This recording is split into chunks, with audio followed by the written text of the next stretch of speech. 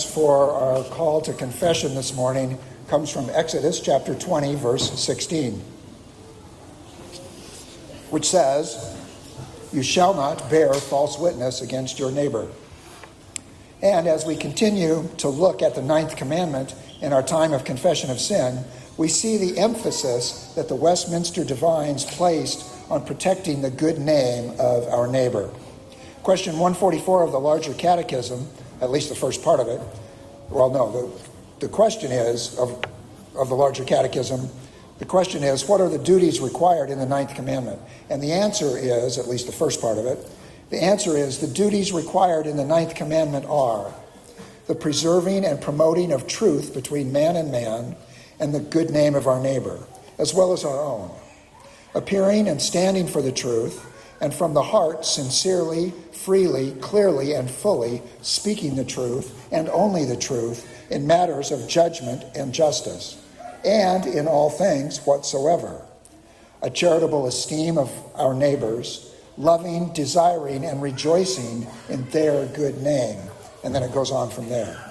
Twice in what I just read, we read about our neighbor's good name.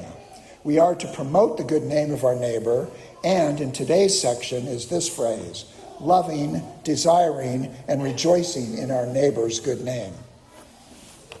The last few weeks, I've been helping out at St. Giles, and the last couple of weeks, we've been covering the Ten Commandments in the class.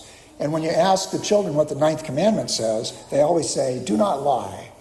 You know, that's pretty basic. Don't tell a lie, right? And that is the main idea behind the ninth commandment.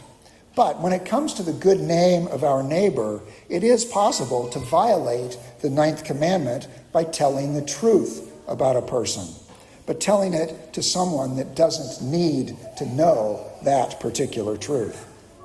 Protecting someone's good name means protecting their reputation. Loving your neighbor's good name is an outgrowth of loving your neighbor as yourself. If you are ever considering saying something about someone, ask yourself if you would want something similar said about you.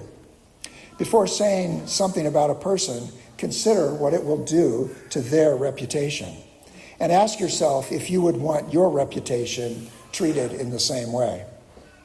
Because once a person's reputation is damaged, once their good name has been tarnished, it is very difficult to undo the damage. It's like Humpty Dumpty. It is impossible to put the broken egg back together. Loving our neighbor's good name, then, first of all, means not saying anything about a person that you wouldn't want said about yourself. We've covered this before, but it's important to cover it again because this is such a big deal. Don't gossip. Don't repeat something you hear about another person without first talking to that person. Does the little factoid you heard about someone really need to be made public? Even if the person has sinned in some way, does that sin need to be made public? And even if it was a public sin that does need to be made public, does it need to be made public by you? Another way we can sin in this regard, another way we can harm our neighbor's good name, has to do with corroborating evidence. There is a reason that in Matthew 18, confronting a person about their sin, that you should take one or two witnesses after you've talked to the person that's sinning, of course. All through the Old Testament law, we see the requirement that more than one witness is necessary to convict a person of a crime. It is the same principle here. Just because one person has told you something does not make it true. There needs to be another witness telling the same story. So if you've decided that you need to say something about a person, and talking to that person doesn't resolve the situation, you better make sure that there is more than one witness to the sin, whatever that sin is. This kind of thing can tear a church apart, and that's why we cover it repeatedly. It is so easy to gossip about a rumor and then have the entire church take sides, and then it splits the church. There's a current situation like this on social media about a well-known church in Florida. And just the fact that it is playing out on Facebook tells you that somebody somewhere violated the 9th commandment. Someone did not love their neighbor's good name. Don't be that person. But we don't always obey the admonition to refrain from gossip. We are often too free with telling tales about another person, either without first talking to that person or without considering what our speech may do to their reputation, to their good name. Also, we don't always make sure that what we are about to say about another person is true. We don't corroborate it.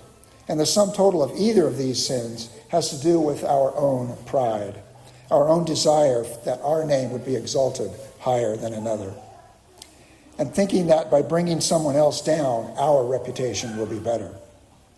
We need to confess our sins with our tongues against our neighbor, just as we need to confess all of our sin, in order to worship a holy, righteous, and just God. So I invite you to kneel with me as you are able, first confessing your own sin privately, then corporately reciting the prayer printed in the bulletin.